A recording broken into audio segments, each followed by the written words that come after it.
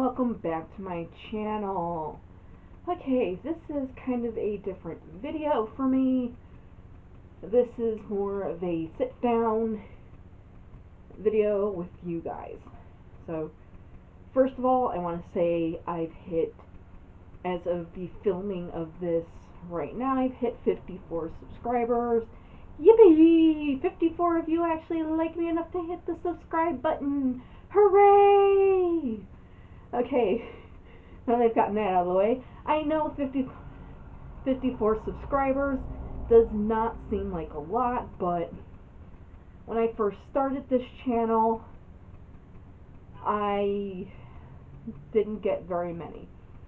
When I first started this channel, it was to go ahead and promote my book, and it kind of developed from there into unboxing Japanese boxes that I get, to unboxing every subscription box that I get, because I like subscription boxes, and I most often will subscribe to them based upon the opinions of others. And I would see a YouTuber, they would get a box from the company, it would end up being a great box, then I would go ahead and purchase it, and come to find out that, yeah, the box wasn't worth the money or the hype. And, you know, I'm sorry, but a lot of these YouTubers that get these boxes for free, whom say, but this is not paid for by them to get a good review. Sorry, honey, it is, because you got a box for free. You did get paid to basically say it was a great box. So, yeah, they're going to make that box as great as they possibly can for that person. So, yeah, I was kind of sick and tired of seeing that, and it's like, yeah, no, I'm going to buy these boxes, show you guys what you get in them, and determine whether or not it's good or not. So that's why I started this channel. Now, a couple of months ago, I did suddenly stop uploading videos, and it was a good 2 or 3 weeks of not uploading videos. The reason for that is I did go in to the hospital, and I ended up having emergency surgery. And it was kind of planned, kind of not. Okay, I have to rewind this story to go ahead and give you guys the full picture of it. Last December of 2019, I went to see my neurologist to go ahead and proceed with treatment for another medical condition. And she had sent me in for a lumbar MRI. During that MRI, the radiologist found a really sizable mass within my pelvic region. And that's all they could see. They could see that something was there, but they really couldn't pinpoint what it was. So it said to go ahead and have an ultrasound. Now, I had scheduled to see my physician. I went to see my neurologist, who didn't mention anything about the mass that was found on the MRI, but I literally got outside of her office, was getting into my mother's car, when she calls me up and says, hey, you know what, I didn't want to say this in the office because I didn't want to panic your mother, because she was also seeing the same neurologist for something else herself. So she didn't want to panic her, but she said, you know, there was a mass in your pelvic region. You need to go see your regular physician to go ahead and have this checked out. And I told her, you know what, I've already got an appointment set up for this day. I'm going to go ahead and see them. And they said, okay, perfect, because they were actually handing me off to another provider. So they don't know the whole end of this story. So I went and had a pelvic ultrasound done, and that was actually quite a trial to have done. They could see something, they weren't seeing it properly one way, so they had to go a different way of doing it. And they actually found one ovarian cyst on my left ovary, but it was so large they really couldn't see much of it, so it said to go have a pelvic MRI. So I went to have the pelvic MRI, and this was just as the pandemic started. I went to have the pelvic MRI done, and I had that done, and it showed two distinct, very large cysts on my left side, and it showed a small cyst on the right side. So I was set to see my gynecologist in April for my yearly exam, so I figured, okay, perfect, I got this pelvic MRI done just in the nick of time. But this was at the end of March, and the pelvic MRI was done. Was it done in March? I've had so many MRIs done this year, it's not even funny. No, it may have been. No, February was my thoracic. Yeah, it was in March. Okay, sorry. I've had a few MRIs done this year for another condition that is unrelated and perfectly under control. But yeah, the pandemic hit, and it hit hard, and doctors' offices were closing for routine visits. And I was in a bit of a panic because the MRI results actually stated for a surgical consult. And really, radiologists don't make that call. So I was able to do a phone visit with my gynecologist. I got her all the test results. She's reading over them, and she's concerned because there is a size difference, and the pelvic MRI was not showing two cysts, it was only showing one. So she wanted me to repeat it to go ahead and get a clearer picture. So I go ahead and redo the pelvic MRI. This time it very clearly showed two extremely large cysts on my left side, one of which is completely encompassing my left ovary, and the other one just kind of looked like it was kind of branching off of it in some odd way. Because of this, the ovary was extremely large, probably due to irritation. So I finally got in to see her in June. I got to see her on June 18th, and at that point she had said, okay, you have two very large cysts on the left side.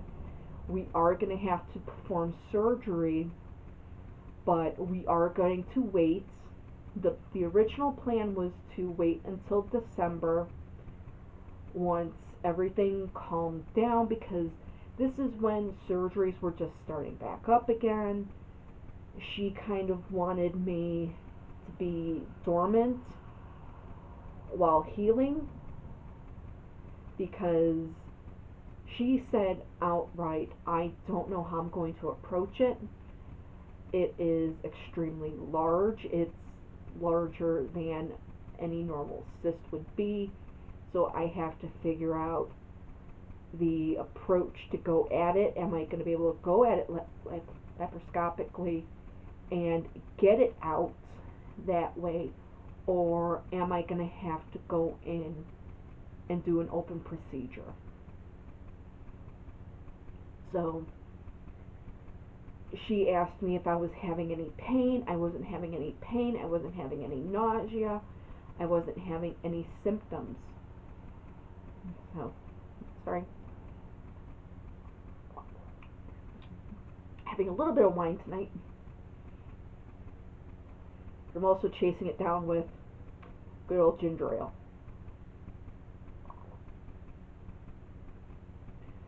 So,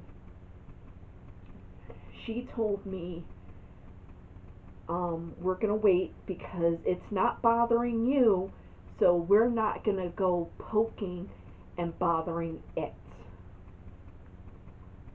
So, she did prep me just in case anything happened. She stated to watch my symptoms. If I started having pain on that side, if I started having pain and nausea, that was a sign that the cyst was starting to turn and I needed to present to an ER to have surgery right then and there. And she told me that she didn't care if I came to her facility or I went to a facility near me. All she cared about was if something happened, I got taken care of. She's very much an old school physician in that way, and that's why I loved her. So it was like, okay, fine. We have several months to prep, wait. I hadn't informed work about this because I figured, okay, I have time. But I didn't have the time I thought I was going to have. On July 23rd, I started having massive pains on that side. Now, they started off very mild. They actually started very early that morning, actually at midnight.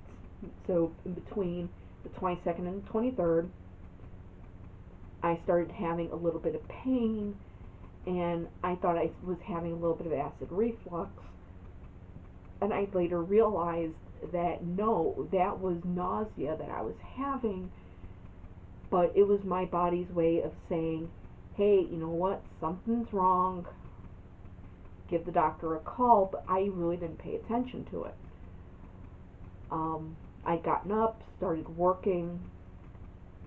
We were out at my uncle's house, and we were actually planning on coming home that weekend. Well, my mother went to the grocery store, I was working, and then I started having pains again, but this time they were much more intense. And they started getting a little bit more intense. I figured, okay, I'm having cramps, it's going to be that time of the month, you know, just take some ibuprofen and I'll be fine. Yeah, no, that did not happen. Instead, they got dramatically worse. My mother came home from the grocery store. I hadn't told her anything. And then finally, I just, it was so painful that I finally told her what was going on. And she said, go ahead and call my gynecologist. I called her office, got her nurse. Her nurse said, I'm going to tell the doctor about this.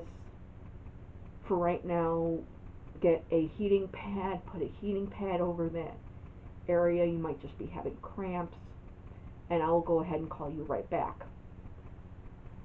We had just found the heating pad, just got it plugged in, and I got a phone call. It was the phone call stating to present to the nearest emergency room. At which point I went out and told my mother. Now, I had taken other pain medication that was also not helping. So I told my mother what was going on. She tells me to go ahead and call my regular physician, that we would drive almost all the way back home and go to the hospital he's affiliated with. So go upstairs. I kind of pack a couple of things to bring with just in case. And I didn't do it right away. I called into work and I told them what was going on. And I told them I'm going to be clocking out. When I clock out at lunchtime today, I'm going to be done for the day. What was going on, and told them I was going to be presenting to an emergency room, and I would go ahead and keep them informed as to what was going on. They told me, don't worry about it, just take care of yourself, and don't worry.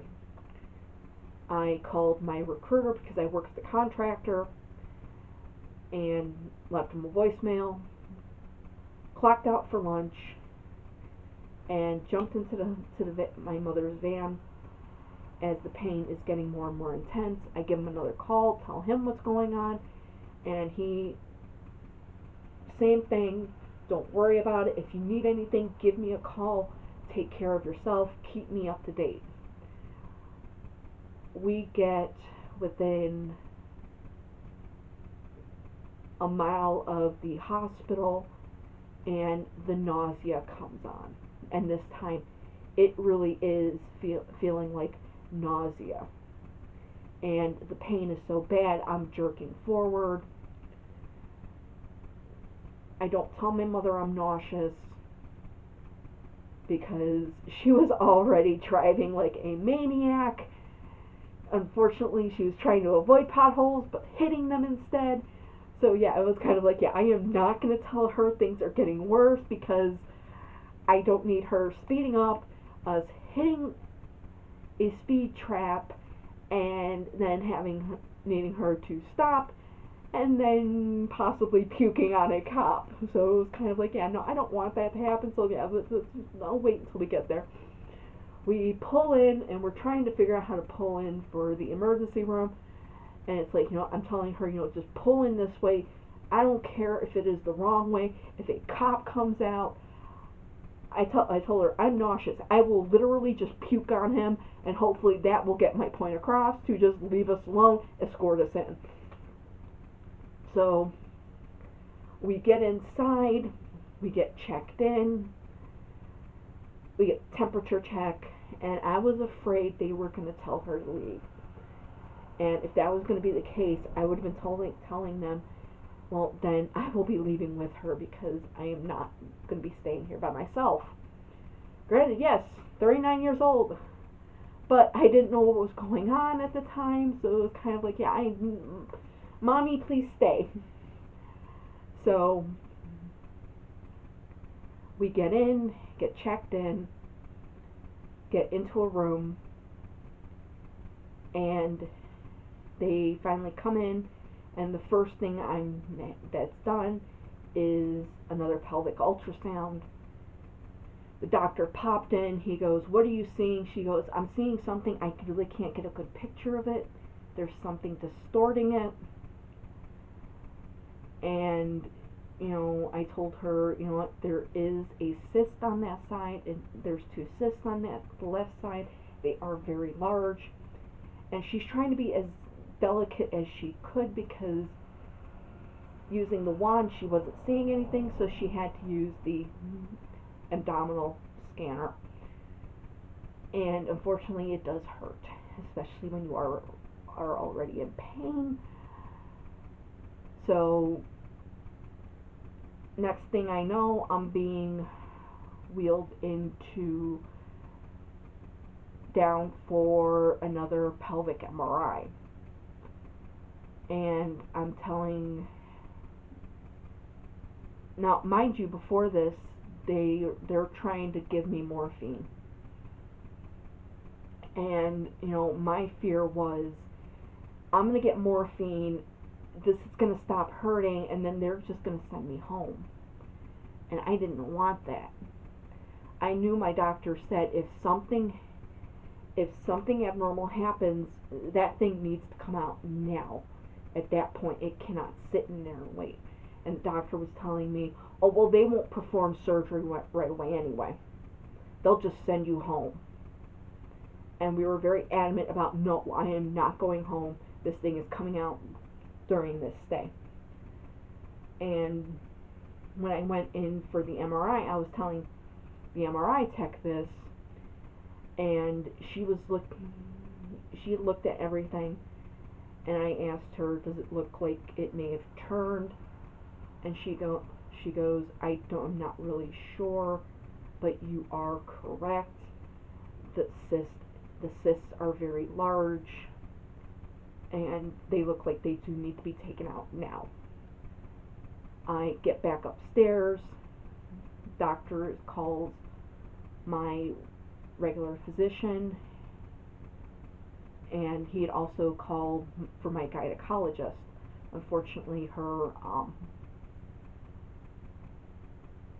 partner had picked up. They were on call. They were refusing to get my physician on the phone. I didn't like that. Now, she used to be in a practice by herself.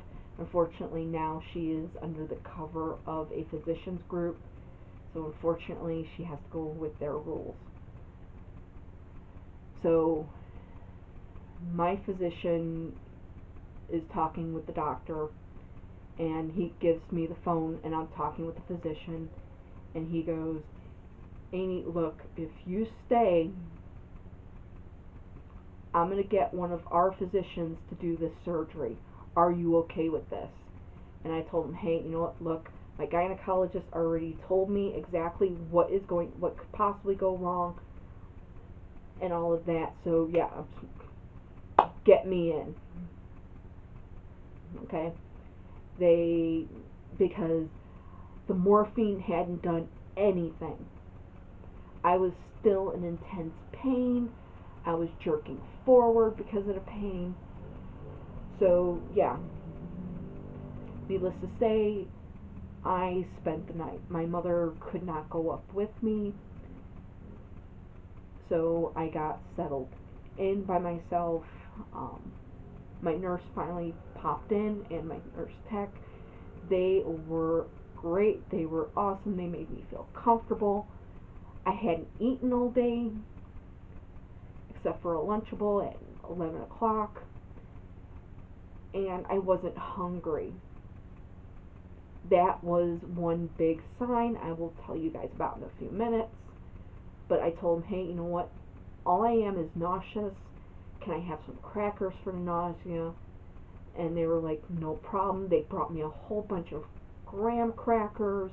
They brought me some ginger ale. And they were like, we are so sorry. This is all we have. But you can have all the graham crackers you want, honey. And I told them, I don't mind. I'm not hungry. It's just a nausea. So, tuck me into bed. I, of course, I had a sleepless night. Every time nurse tech came in, I was awake. The morning comes. They do the switch over. Again, another great team of nurses. And then my physician pops his head in the door. He comes in, he goes, Amy, what happened? So I told him everything, and he went, okay, I called in a gynecologist to come in and see you, and we're going to see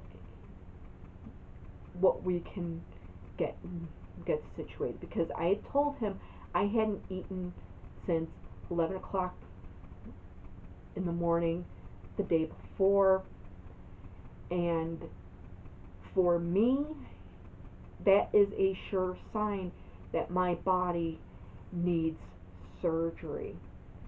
When I had my appendix out, that was the one surefire way that my doctor knew something was wrong, when he asked me, "Hey Amy, do you want a double cheeseburger, french fries, chocolate shake?"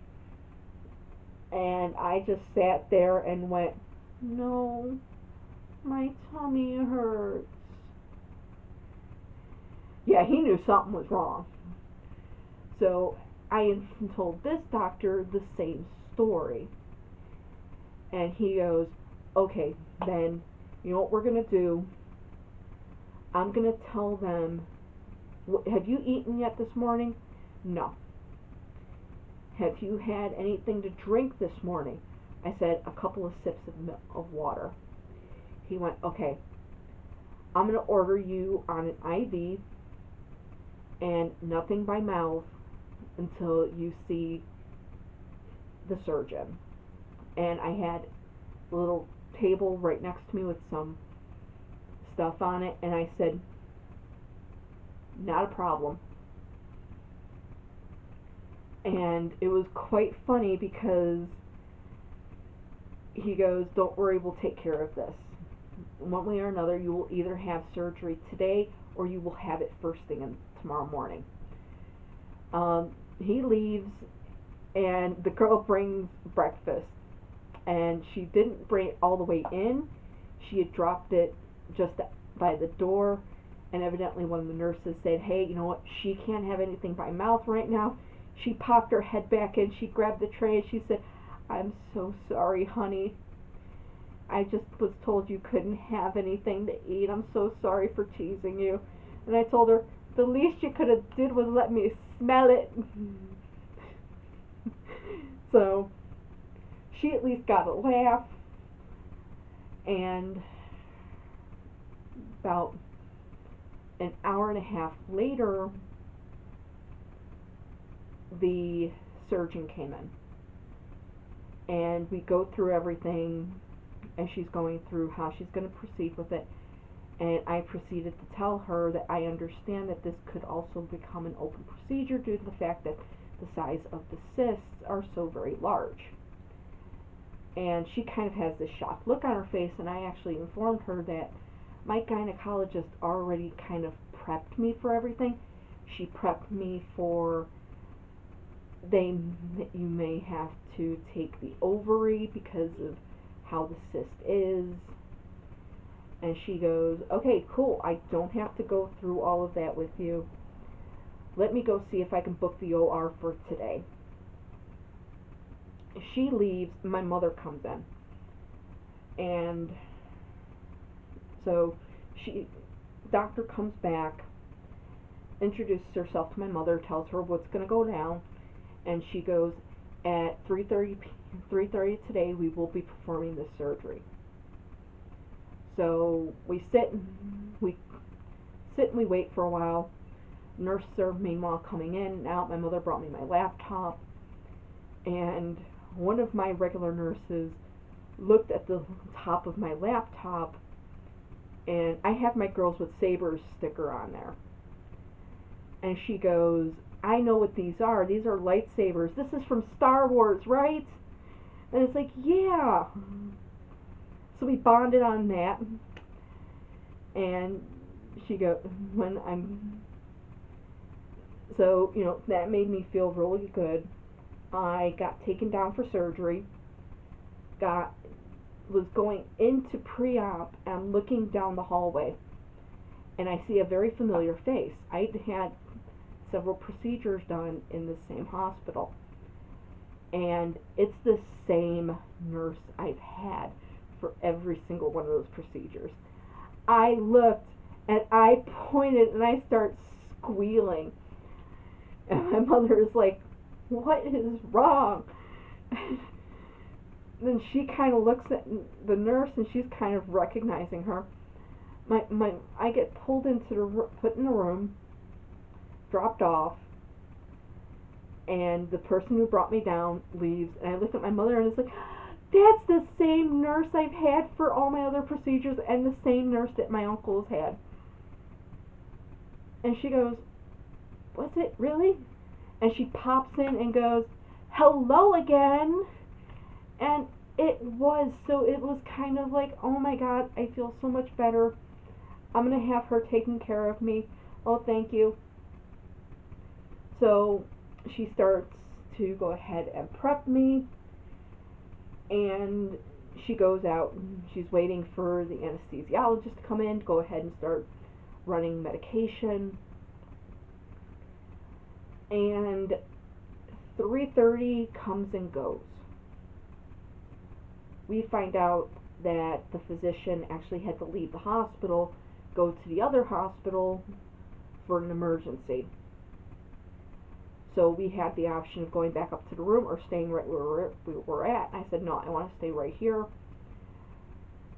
So we're sitting there, we're waiting.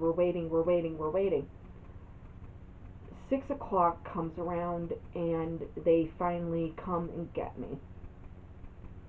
They say the doctor is on her way, and my mother unfortunately has to leave because 8 p.m. she will get kicked out anyway.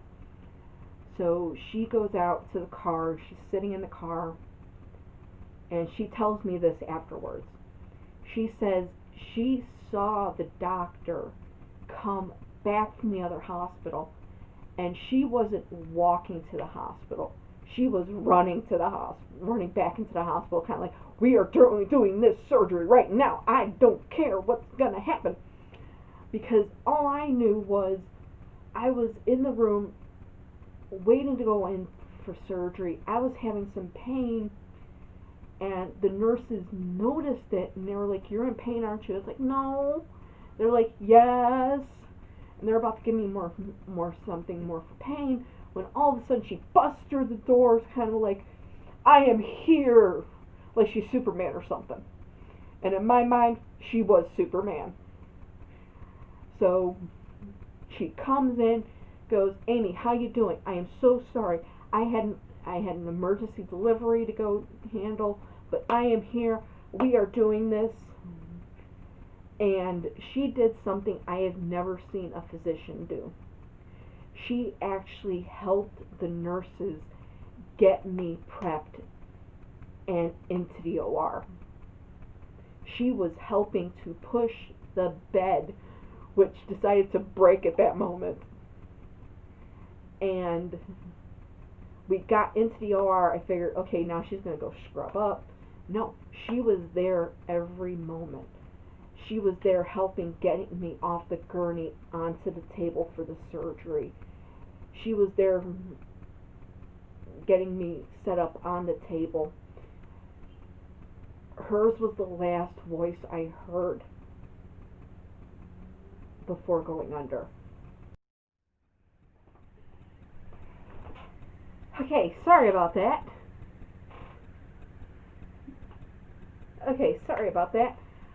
My battery died on me. Sorry about that. I really should have plugged in my backup battery pack. This camera does not have a very long video recording time, just like the batteries are full. But as I said, and as I had previously stated, I don't know how far I had gotten. I may be repeating myself. I do apologize for that. I don't know where it really cut off at. My mother had seen her in the parking lot, running into the hospital, not walking, running. And the part I saw of that of her was her. I didn't really see it. I heard it. She busted in the doors and said, "I am here. Let's get this going." Like she was Superman or Batman, and she was there to take care of the criminal that was that cyst. And she stayed by my side. She took and helped wheel me into the OR. She helped get me off the gurney onto the operating table, helped get me situated on the operating table, and she was keeping me calm during the entire procedure, during everything. The anesthesiologist started giving me the gas. She was telling me, breathe deeply, calm down, breathe deeply. And then the doctor told me, Amy, just take nice deep breaths, nice deep breaths. And hers were the last words I heard before I went under. And then her voice was the first voice I heard waking up. Again, this is not normal. Normally, you don't see or hear the physician before you go into surgery. Yeah, you'll maybe talk to them in pre-op, but you won't hear or see them in holding, and you will not hear or see them in surgery. And they normally are not the physician who is waking you up. Her voice was the one that was waking me up. I could hear her voice going, Amy, wake up. Amy, wake up. And I could feel someone's hand on my shoulder. And she goes, how are you feeling? It hurts. That's all I could tell her was, it hurts. And she goes, I know, honey. We've given you more morphine down here. As soon as we get you upstairs and get you settled in the bed, I've told them to go ahead and give you more painkillers. Okay. Where are my glasses? And my mother had forgotten to take them up to my room and put them there. She had sent them with me. And I heard the one nurse go, wait, they're still in the OR. And then I hear her running out and then running back in. And then I feel something nudging me under. And it's the doctor again going, your glasses are right up underneath your pillow. Okay. And I don't remember anything after that. Next thing I know, I'm being put in bed. It's the night nurse from the previous night. She's taking care of me again. And unfortunately, her partner in crime was off that night. So I had a male nurse tech, which was somewhat embarrassing. Okay? So I had a pretty good night. I had a couple of moments where I thought I was being a pain in the ass, but I really wasn't. But I thought I was being a pain in the ass. And so I get through the night, I wake up in the morning, and it's shift change. And the nurse tells me, you've been a great patient. I told her, no, I wasn't. I was a pain in the ass last night. She goes, no, you weren't. Because every time they came in, I happened to be awake and I needed something. I wanted something. So I thought I was being a pain. And then he comes in to do his changeover, and it was going to be the same girls from the day before. And he goes, I don't think you'll be here. You might not be here tonight, but I think you're going to be here tonight. So if you're here tonight, I'll see you tonight. So my doctor pops in. No. The gynecologist who had seen me and did the surgery popped in. And this is where the story kind of takes a very unexpected turn. So she goes, I got in there and it was a mess. Those were her first words. She goes, you have endometriosis, a very severe case of it, and the cysts you had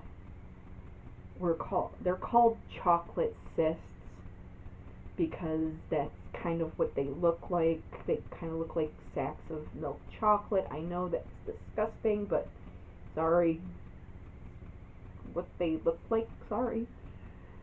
But she said that they were caused by the endometriosis. There's very little chance of it being cancerous, but I've sent them off to pathology. I had 2 very large cysts. One had completely encased the left ovary. The second one had completely encased the fallopian tube. And one of the 2 cysts had attached to my bowels. And she said, I had a heck of a time finding a general surgeon to come in to get that removed off of the bowel, because if she hadn't gotten a general surgeon, if she couldn't find one, she could do it, but she would have had to open me up in order to do it properly. So she was able to find somebody, so they were able to do it laparoscopically. She said she was able to preserve the left ovary. However,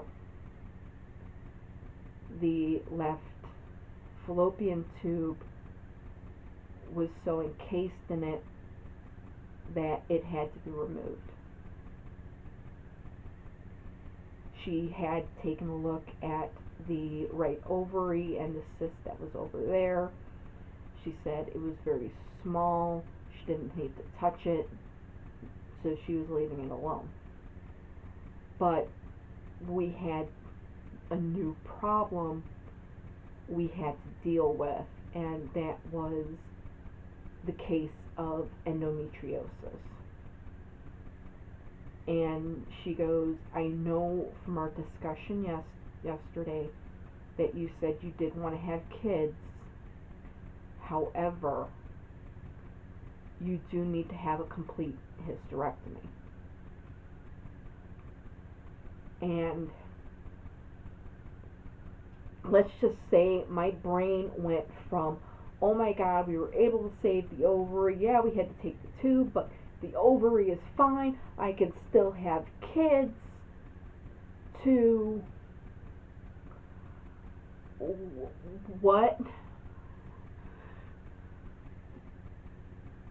And my brain legitimately shut down at that point. My mother had not arrived yet. My mother arrived about 5 minutes after she had told me that.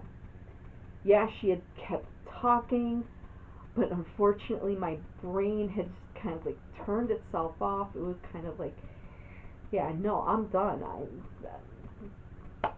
Game over. Check out. And she asked me if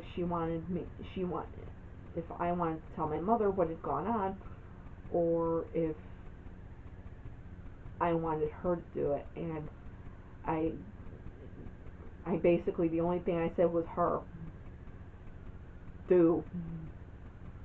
Because my brain couldn't function anymore, and I couldn't make complete sentences anymore, and my mother looked at me, and she knew something was wrong.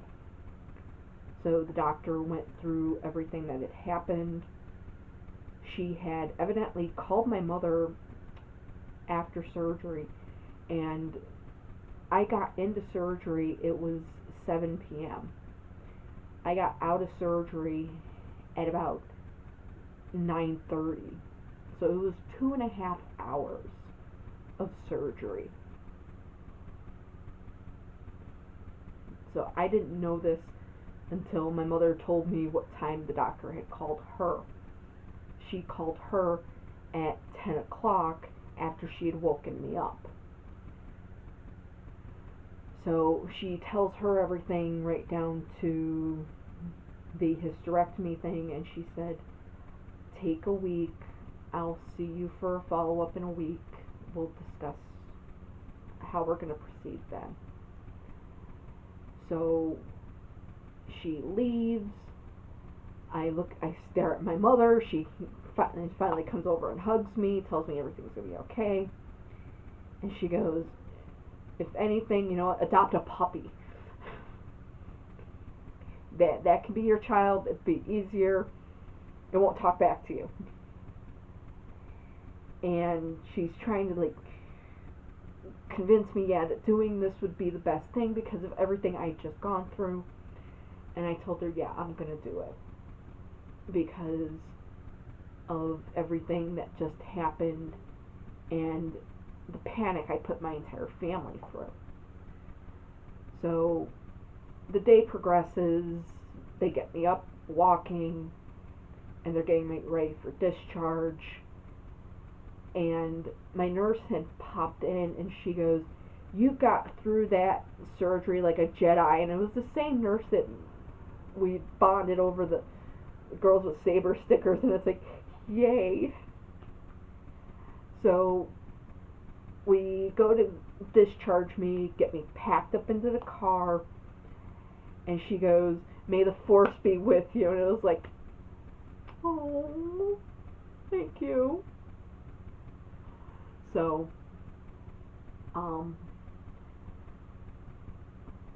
meanwhile, I did call my job. I let them know what was going on. I told them I'm in the hospital. I'm probably going to be having surgery this weekend. And I text messaged my one supervisor the night before. I told her, I don't know if the manager told you what was going on. Told her what was going on. And I told her I've been admitted to the hospital for observation.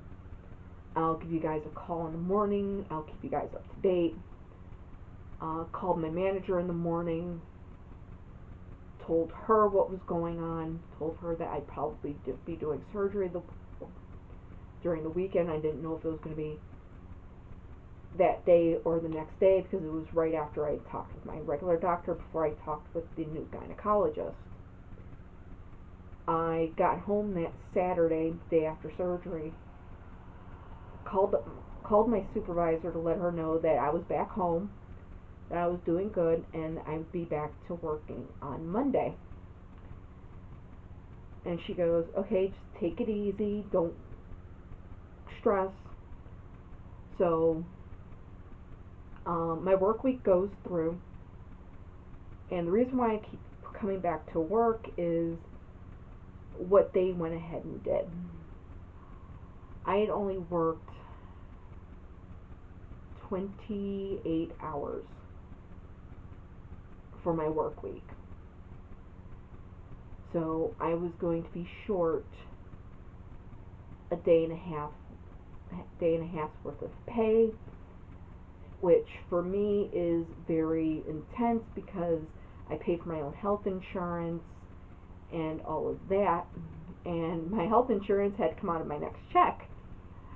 So I went right back to work, 8 hours a day, because I figured, okay, I'm gonna have to finagle the bills a little bit so I can pay my health insurance. Payday comes, and I don't get a W-2. I'm a contractor. I don't get a weekly pay stub. I just get my direct deposits, and I get my direct deposit, and it's for more money than what I was expecting. So I actually do the calculations, and I got paid for 33 hours and 0.66 minutes. So they, as the client, tacked on almost a full day's worth of work. Actually, it was like 36 hours.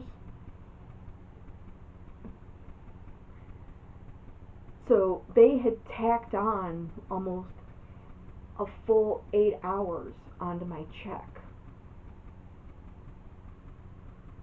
And I was just kind of like, I was shocked, because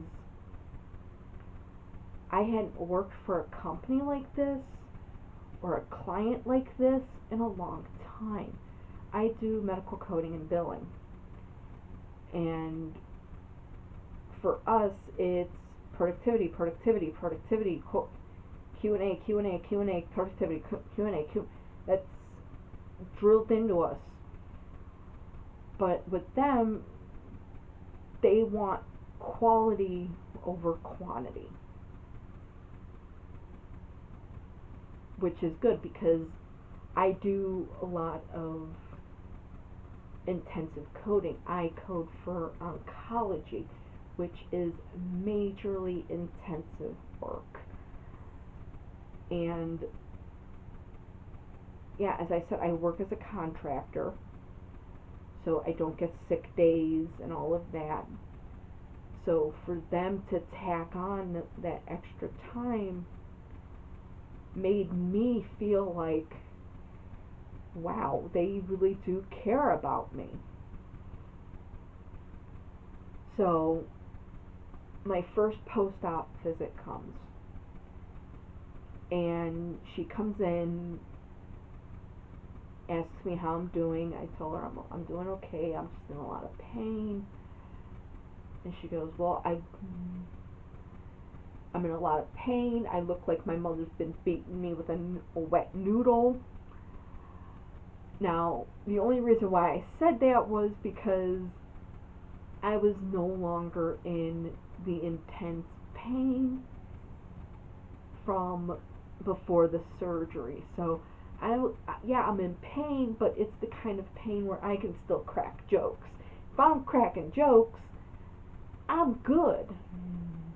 I'm doing good. And at least this doctor realized that I'm cracking jokes, so that's a good sign, because I was not cracking jokes when she first met me, and I was cracking little baby jokes after surgery. So it's like, okay, she's good. So she goes, well, yeah, you're going to be looking like you're black and blue. I was in there digging. So we go through the option again of doing the hysterectomy, and I told her, yeah, we're going to do it. And she goes, okay, before we do that, there's something else I want to try. And I told her I prefer to do the surgery because I tend to be the patient that, yeah, okay, we have the right side, which is the easy side. Then we have the left side, which is the oh shit. Okay? And I'll be driving down the road, and I never go to the okay, easy side. I always go, oh shit. And she goes, I understand that, but the treatment I want to put you on is to go ahead and prep your body for the change that that's going to come over it. And this brings me back to, why did she save the ovary if she had to take the tube and is then stating, I need to have a complete hysterectomy? The ovary was left because she wanted to maintain the hormonal balance within me because we are going to be throwing my body into menopause. And that is what we've actually already started. She said, I want to start you on Lupron shots. The first shot will go ahead and kind of start sending those signals, go ahead and start the shutdown process. It may rev it up, but then that second shot will completely shut everything down, and then we will proceed with surgery. I said, okay, cool, let's do that. So a few weeks after that, 28th of August actually, I got my first shot, and she comes in, she wants to talk to me. I had just seen my regular physician for a post-op visit, and when I was there I figured, she said she wanted to go ahead and plan surgery for right after the second shot, so let me go ahead and schedule my pre-op, just in case if I have to move it, it'll be a little bit easier. She comes in and goes, I got my girls on the phone trying to find a day for me to go ahead and use the robot in October. And I'm just like, huh? And you want to do this when? And she goes, I want to do this in October. It's like, okay. So I told her when I did the pre-op visit for, and she goes, actually that's perfect, because that's within a few weeks of the surgery. She goes, okay, come on out and we'll go ahead and figure out a day. I come out and I'm figuring, okay, they're going to give me a couple of days and then I'm going to get to choose. Yeah, no, I only had one day. And that is October 20th. And I am actually recording this video on September 20th. So that means I am right now officially 30 days out as of the filming of this. I don't know when I'll post this. I'll probably put down an updated timeline in the description box. But yeah. So the reason why there was a gap with video posting was due to the fact that when I had that surgery to have the cysts removed, I was at my uncle's house, and I had to stay there for 3 weeks before I could actually drive back home. So now this brings me to this next surgery, and it will pretty much be the same thing. Yes, I will be receiving boxes. I will have access to my mail, but I will probably not be filming post-op, because setting up the camera, even if it's just my computer, it's a lot of twisting, turning. When I do the unboxings, there's a lot of twisting, turning, and I can't do a lot of that after that type of surgery within the midsection. So I will have videos filmed prior to that I will be going ahead and posting, but as soon as videos are not posting, now you know why, because that will be, I will have ran out of videos to post, and I am currently in my post-op phase, and I am currently just trying to get better. October 20th is a pretty sucky day to go ahead and go back in for surgery, because that will be 4 days shy of the 90 days of post-op from the previous surgery. So I will literally be fully healed up just in time for her to go back and digging around again. But I am glad that she is pushing forward with this. Um, as I said, I got my first Lupron shot on the 28th of August, and as soon as I had that, she actually told her nurse, hey, you know what, get a hold of the pharmacy, make sure we have that medication in so that we can do the next shot by the 25th of September. So she is really staying on top of this, which for me is great.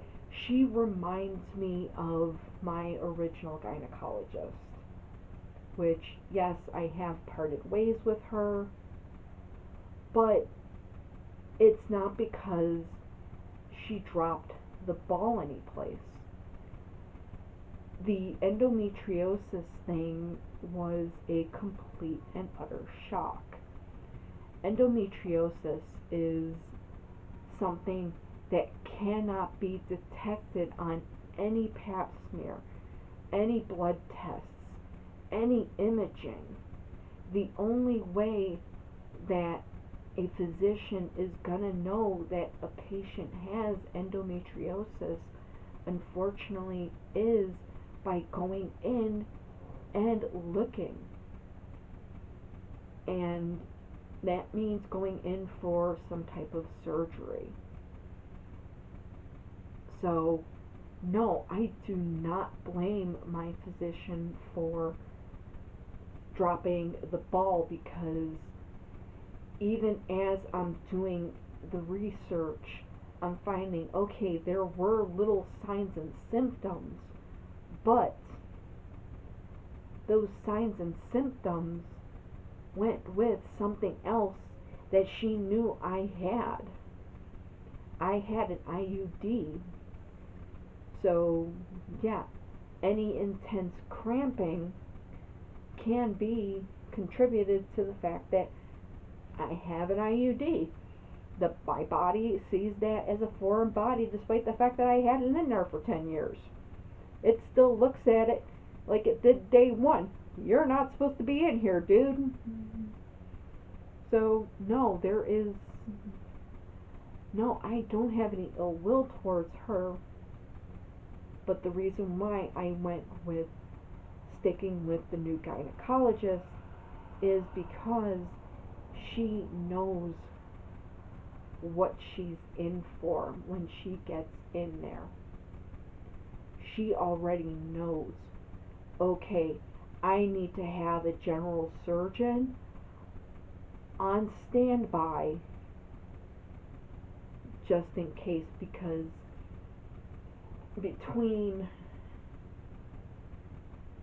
July 24th and October 10th, October 20th, anything could happen. You know, other parts, because of the excess tissue, could become attached to my bladder, can become attached to my bowels again. So that means she is going to have that additional support on standby just in case she needs to call them in. So she knows what she is in for. She has already seen it. She's already seen the disaster area. So the fact that I went from,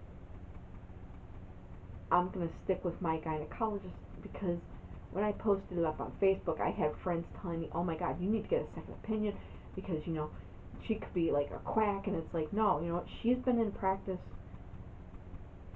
for years. I knew her when she was doing her residency.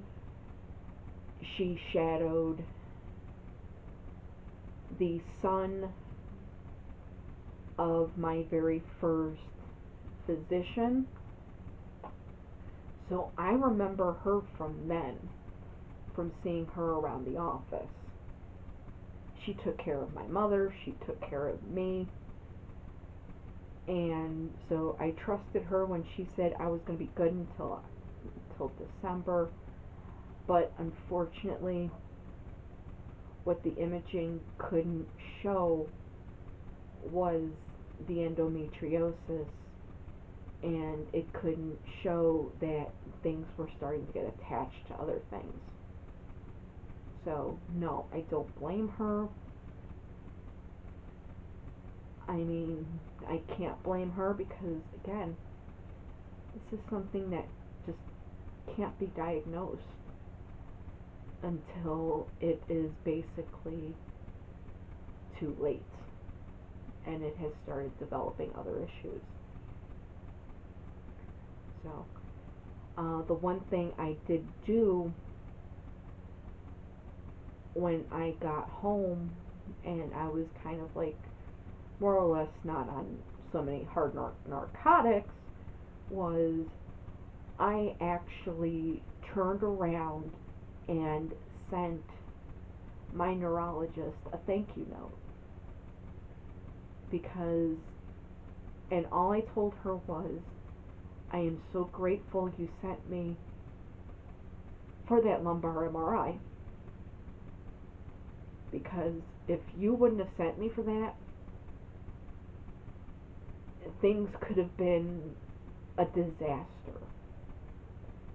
And they very well could have been, it could have very well have been a huge disaster, because I would have been going into the ER with no knowledge of having a cyst, and because of COVID, there wouldn't have been a really big thing of keeping me in,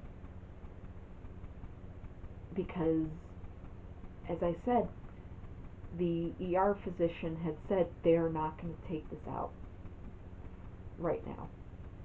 They're just going to tell you, go home and schedule this outpatient.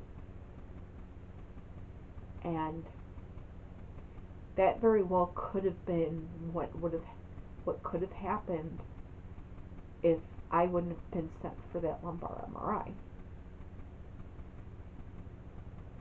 And I had my pelvic MRIs done through the medical system she worked at, and so she could have pulled up all of my MRIs and could have seen that I had 2 pelvics done, and could have pulled up the reports, and probably did, because she came back and said, I'm glad I did that as well, and I'm glad that you've gotten it taken care of and that you're better. Because that is the only thing that would be in her mind of what is going on, and that I've had the surgery and I am now in recovery, and that it was a lot worse than what it was just looking like in that first MRI. So, but yeah, I know that was a very long explanation, but I have been saying in videos that I have taped that I would go ahead and explain what happened. I am currently going through the Lupron shots, and yeah, I am having a bit of effects with that. So I don't know when this video is going to be going up, if it's going to go up before or after some videos I've done. If I don't seem as enthusiastic, or I look like I'm a little bit uncomfortable, it is probably because I am having some pain. So please bear with me. I'm still trying to have a little bit of happy time, and for me that is unboxing things and doing these videos. That is my happy time. So during my post-op time, I will have a few boxes that I will be opening up off camera, but I will be doing re-unboxings just like I did for my Main Street mail for the month of July. I had opened that up off camera, but then I did a re-unboxing. So that is going to be what I will be doing for a few of them, simply because, and Main Street Mail is going to be one of them. Actually, it's going to be my Disney luxury boxes, because yeah, I'm going to need a little bit of Disney magic to make me feel a little bit better. And trust me, October 30th, I will be on Disney Plus, looking at the little, at the child going, do the little magic hand thing for me, please. Do the little magic hand thing. So, with that, I will go ahead and close this up. I know this is going to be an extremely long video. I do apologize for that. If you made it all the way through to here, first of all, holy cow. Second of all, let me think. If you made it all the way through to the end of this video, go ahead and comment in the comment section down below, Baby Yoda, or Baby Yoda hands, and I will know that you made it all the way to the end of this video. Again, this is kind of just me opening up about what has happened and what will happen within a month.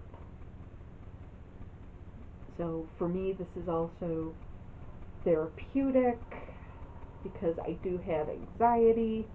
I am doing counseling for it via telehealth, and even she said, you are doing fantastic with this.